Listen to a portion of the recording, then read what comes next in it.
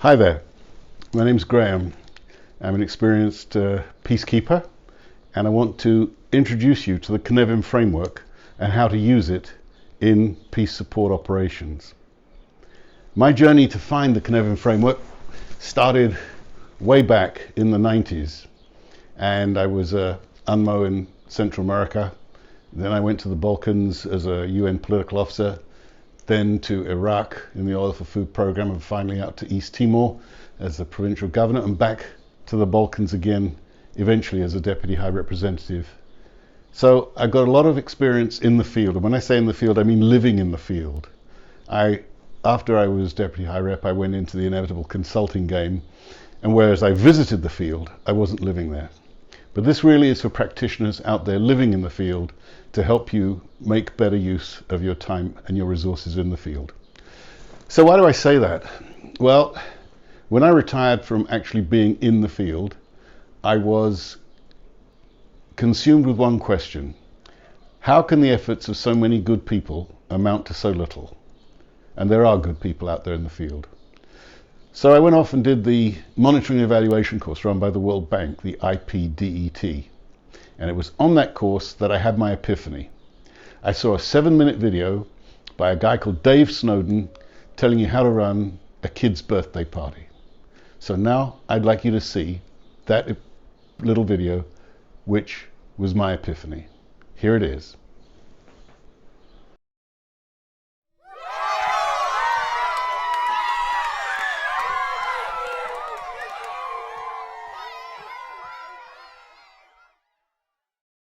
Let's imagine, if you can, that you've got to organise a party for a bunch of 11-year-old boys, and you want to apply the 3 different types of system that apply in nature.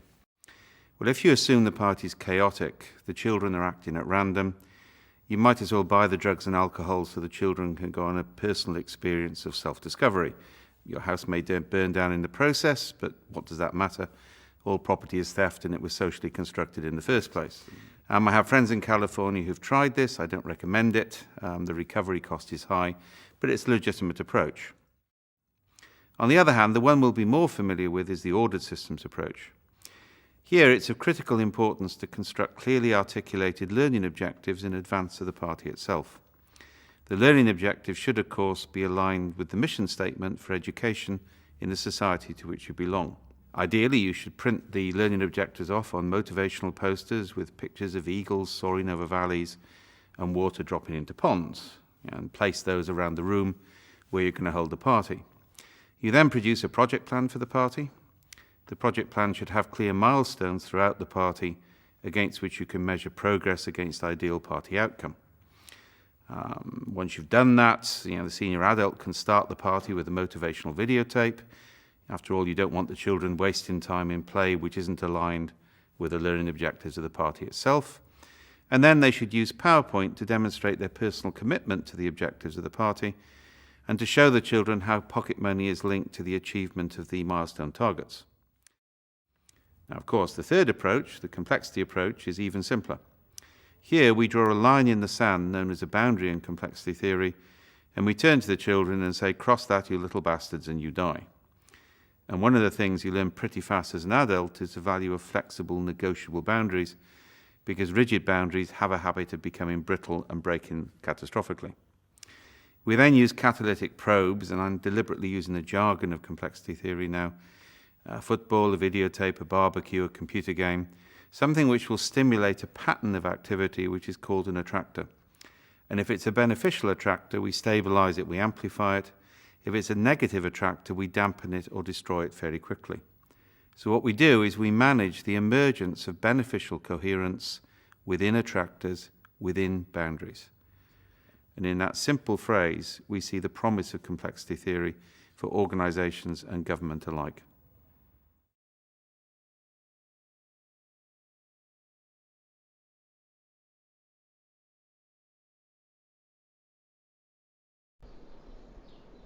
So that was Dave Snowden.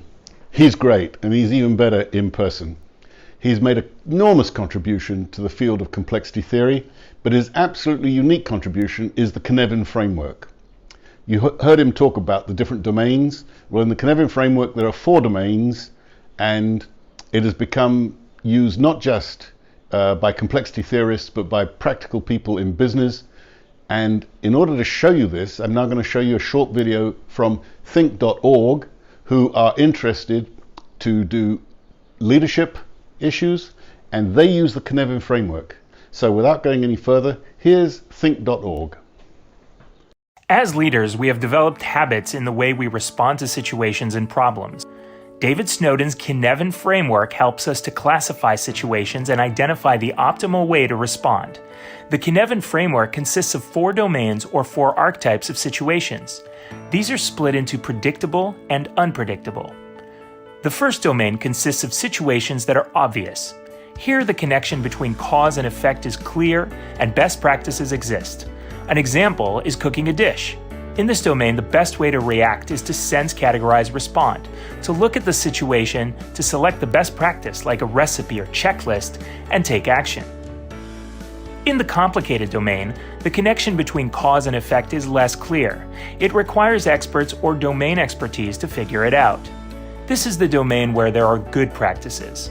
An example of such a situation is when you're building a factory.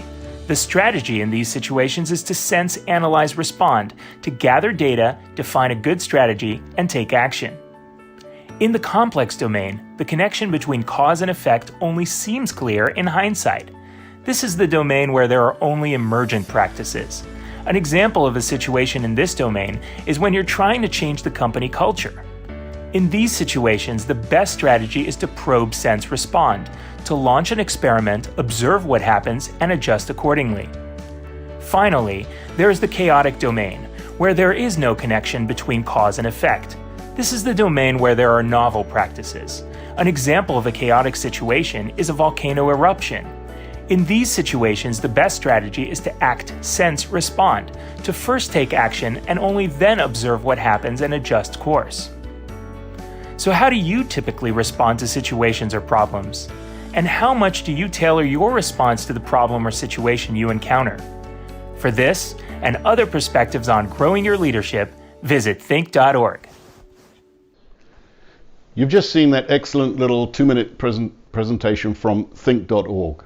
One of the main reasons I showed you that and not more stuff by Dave, you can find Dave Snowden's stuff online. He's got a huge number of video and YouTubes out there, to show you that commercial companies are using this Cynefin Framework, not just specialists in complexity theory or people like myself in the security and development area for international missions. Now, I'd like to take you inside a specific issue that I've dealt with in the field and explain how I would have used the Cynefin Framework at that time when I was in the field. Unfortunately, I didn't come across it until afterwards, but I'm doing a retrospective here, and I want to take you inside the anatomy of a body exchange or a prisoner exchange that happens out in the field between conflicting parties. So here we go. So, have a look at this slide, the anatomy of a body or prisoner exchange, how to use Cynefin in the field. The 4 domains. In the obvious domain, with the body exchange, the prisoner exchange, it's governed by the Geneva Convention.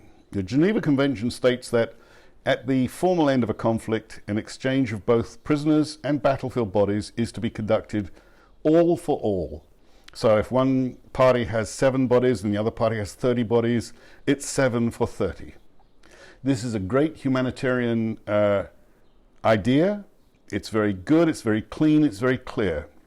And it's because it's clean and clear that the parties will often do anything to avoid it. When you can get the obvious domain to work, it's great because it's clean and clear, as the Geneva Convention is.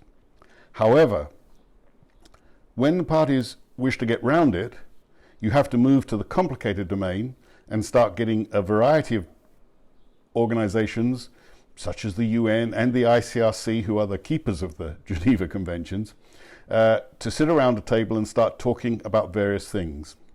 Now, the way it worked for me in the field as a UN political officer was that all the other organizations were happy to criticize what we did, but they weren't ever prepared to take the lead in helping sort things out. What I would do is I would do bilateral talks with both the warring parties and the other organizations, and I would let people know gradually, in general, how the talks were progressing. But I would only convene a plenary session when I thought that everybody was prepared to sit at the table and start being partially constructive. You're never going to get them to agree to everything straight off. One of the things you can do then, when you're working in the complicated domain, is threaten recalcitrant parties with the obvious domain and say, well, of course, if you don't like what we're trying to do as a political compromise, and some of the humanitarians were worse than the warring parties about this, then I guess we go back to ICRC. And you know what they say, wait till the end of the conflict and we'll exchange all for all. And as they had no comeback on that, as sad as they were, they would often let me get away with it. So the different organizations are all organized into the complicated domain, and they all use their experts to do it. However, the complex domain is really important, because in the complicated and obvious, you're either quite predictable or fairly predictable. You're completely unpredictable in the complex. As you start these processes, you have to be aware that they are organic, they grow. The parties, particularly the warring parties, will adapt. If they see their opponent zigging, they will zag. If their opponent says left, they will say right. If their opponent says yes, sometimes, even though they want to say yes, they will say no until they've consulted with higher authorities. And you've got to be aware of this adaptive process. And the rule there for those of you who are doing this in the field is real simple. When you're in plenary, you agree with everything, you nod wisely, you go along. At no point do you ever criticize either of the parties, no matter how unreasonable they're being, in plenary, in front of the other parties, or in front of the witnesses. It is absolutely inexcusable to do that. So, what happens? How do you get the parties to agree? Well, you're going along at your meeting, you've hit an impasse, and you go to the standard thing of the constructive, adaptive coffee break. I think everybody's had quite a lot of time at the table now. May I suggest that we take 10 minutes and that the parties themselves go to their breakout rooms, the internationals stay at the table, but everybody take a coffee and everybody think about where we're at. You then head to the breakout room, to the private place where you can take the recalcitrant party, and you get right up in their face. You say, listen, I didn't say anything at the table, but you are being completely unreasonable about A, B, and C. The other guys have offered you something on B and something on C. If you can't do A just yet, take B and C. If you are going to continue to obstruct, I can, as the international observer, only come to the conclusion you actually don't really want a solution to this problem. Oh, they get very upset, and that so long as you do it in private, they will take it. You do even a little bit of that in public, they will walk out and they will never, ever come back. You can wreck the whole situation by doing the wrong thing at the wrong time. And you've got to be organic. At some point, when one of the parties produces an extra, not only do they want to exchange the bodies, but they need to have an evacuation of some sick people who have to cross the other people's territory to get to the hospital in the capital at. And you've then got to go back to bilaterals with the other side and say, look, this is a new thing that's come up. These people are only just ill. You can let them discuss it in plenary, but by and large, it's better that you scout out where the problems are going to be with that issue before you throw it into the plenary session. Because whatever happens in plenary, you nod, you don't have to smile, but you have to go along. You do not take sides. You're completely neutral. So, the evolving circumstances will dictate how you go and where you go. And if it means medical evacuation, so be it. At one point, I had to do a negotiation where 150 kilos of glue to men's shoes was part of the deal to get the rest of the deal done. Don't be scared of making the deal bigger and bigger. That's not the problem. The problem is intransigence. If you've got a problem that doesn't work at one level, take it up a level, make it bigger. Finally, the chaotic. The chaotic domain is the one that scares you most.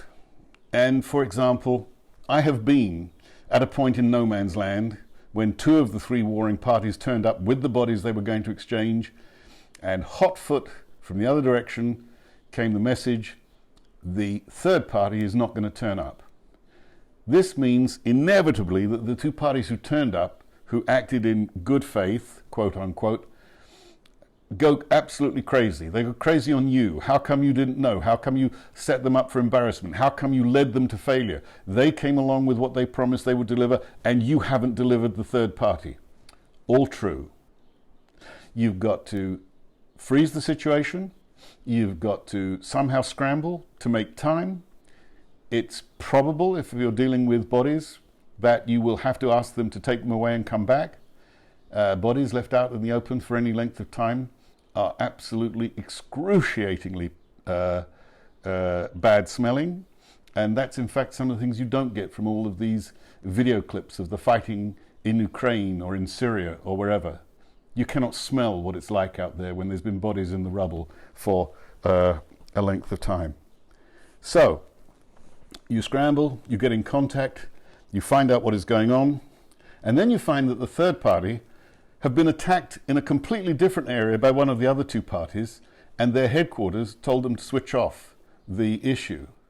And that means that you're going to go back to the people who did the attack and say, in a bilateral, hey, listen, you never said that your guys were attacking in the north and they were attacking the blues who were going to turn up with those particular bodies, and their central headquarters, as yours would have done, told them not to come and meet. And that will either make them back off or harumph or try and get out of it.